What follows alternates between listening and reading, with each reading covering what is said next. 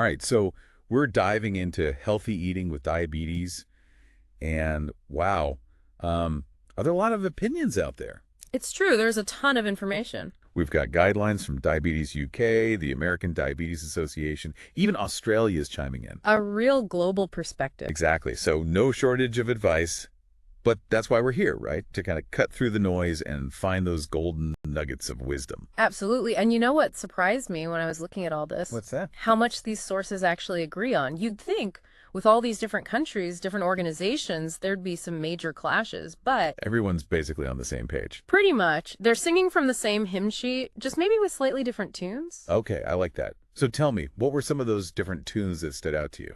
Well, right off the bat, every single source was like, nope, no more diabetic diet. They shut that down immediately. Really, like banish the term altogether. It's true. In fact, the UK guidelines were pretty hardcore about it. Apparently, it's actually illegal to label food that way over there. Wow, illegal. They're serious. Dead serious. No more diabetic cookies or whatever. I guess they're really trying to ditch that whole special foods mentality, huh? Like, it's not about singling out certain foods, but just making smart choices within a normal, healthy diet, right? Exactly. It's a big shift from even just a few years ago. Shows a better understanding of how to manage diabetes long term. It really makes you wonder what other misconceptions are out there. Yeah. But okay, speaking of smart choices, we got to talk about carbs. I feel like you can't talk about diabetes without those coming up. You're right. Carbs are a big one, and all of our sources agreed that choosing healthier carbs is key. So instead of that white bread, maybe go for whole grain, you know? Okay, makes sense. Yeah. But what exactly makes certain carbs healthier than others? Break it down for me. It mostly comes down to things like fiber content and how quickly those carbs are digested and absorbed, which affects your blood sugar levels. Right, right. Healthier carbs are digested more slowly, so they don't spike your blood sugar as much. So it's all about that slow and steady energy release. Exactly. And that's why our UK source, for instance, practically led with carb counting as a strategy. Interesting. So they're really emphasizing that number. They are, and it makes sense considering they're likely targeting a large population of people with type 1 diabetes, where managing those blood sugar swings is crucial. So that's where that individualization comes in. You might need to be more precise about your carb intake depending on your specific type of diabetes and how your body responds. What about those of us who aren't walking calculators, though?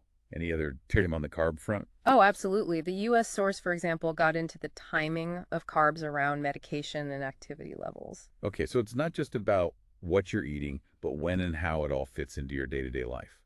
I'm starting to realize this whole diabetes management thing is a lot more holistic than just don't eat sugar. You got it. You're catching on quickly. And you're right, it's about so much more than just blood sugar levels, although those are obviously important. These sources also highlighted the importance of heart health, weight management, even mental well-being. Whoa, mental well-being. That's interesting. I never really connected those dots before. Tell me more about that.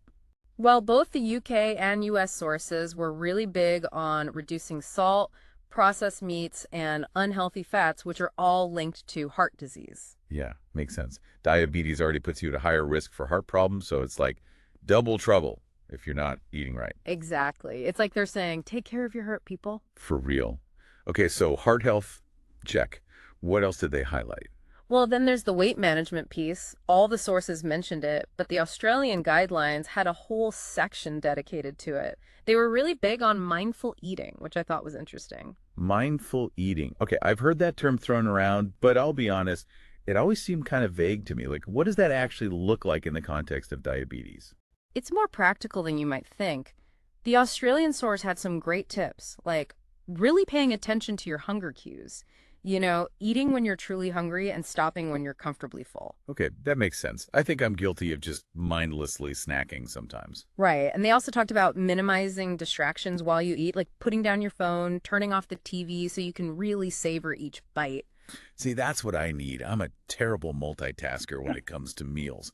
Always scrolling through my phone or watching something while I eat. I can definitely see how that could lead to overeating without even realizing it. Exactly. And when you're more in tune with your body and your food, you're less likely to overeat, which can definitely help with weight management. But it goes beyond that too. Oh, how so? The sources, particularly the US guidelines, actually linked mental well-being to diabetes management. They said stress can really mess with your blood sugar control. I actually remember reading that in the U.S. source, and it kind of surprised me at first. But it makes total sense when you think about it. Stress affects everything. I wonder if that's where mindful eating comes in again. Like maybe it can help manage stress levels too. That's a great connection. Mindful eating isn't just about the physical act of eating, it's also about cultivating a healthier relationship with food and your body. Okay, that's going on my list of things to try. Mindful eating, check.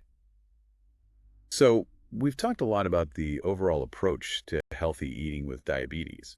What about the actual foods themselves? Were there any specific recommendations that stood out to you? Oh, definitely. Remember how we talked about those superstar foods from the ADA? Yeah, those sounded pretty promising. Well, all the sources seem to agree on the big players. Veggies, especially those colorful, non-starchy ones, should be your new best friends. Aim for a half plate of those at most meals. Okay, got it. Load up on the veggies. What else? Protein is another winner, but it's all about variety here. Beans and lentils got a lot of love, which is great because they're packed with fiber and nutrients. Yes, I love a good lentil soup. So it's not like we have to say goodbye to all the delicious things in life, right? What about treats and stuff like that? That's the great thing. It's not about deprivation.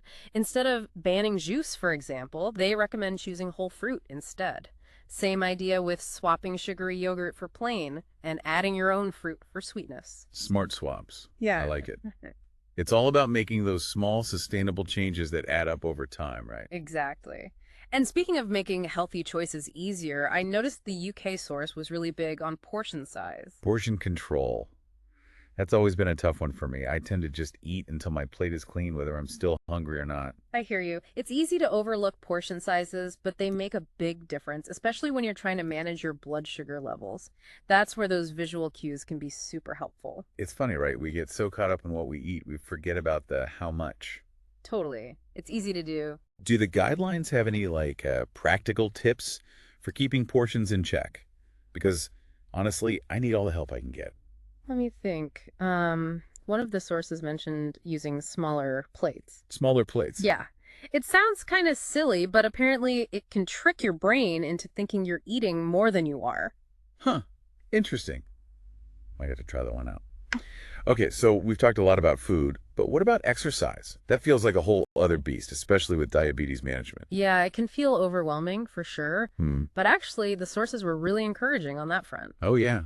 How so? Well, the US source especially stressed that being active is absolutely possible for people with diabetes, even if they're on insulin, using a pump, all that. Okay, that's good to hear because I think there's sometimes this assumption that if you have diabetes, you're limited in what you can do exercise-wise. Right, exactly.